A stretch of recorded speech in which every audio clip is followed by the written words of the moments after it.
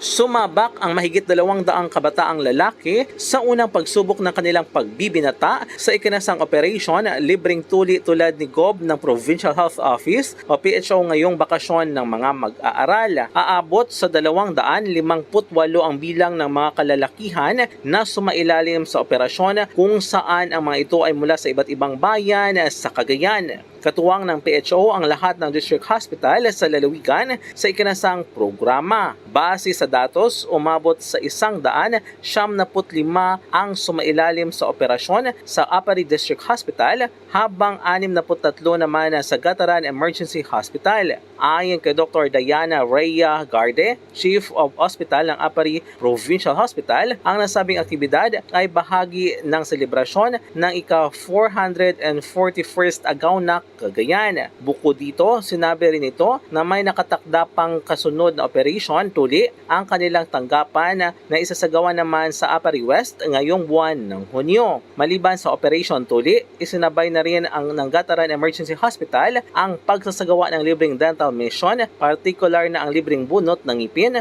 kung saan nasa 101 na residente naman ang naserbisyuhan. Samantala, ang pagsasagawa ng mga libreng serbisyo ay bahagi ng patuloy na pagsisikap ng PHO at ng mga district hospital sa lalawigan upang makapagbigay ng libreng serbisyong medikal sa mga mamamayan lalo na sa mga kabataang magpapatuli. Lubos naman ang pasasalamat ng mga ito sa mga nakasama nilang doktor at nurses upang maisakatuparan ang nasabing aktibidad. Mula dito sa Cagayan, MJ De La Cruz para sa Radyo Alternatibo, Balita Nationwide.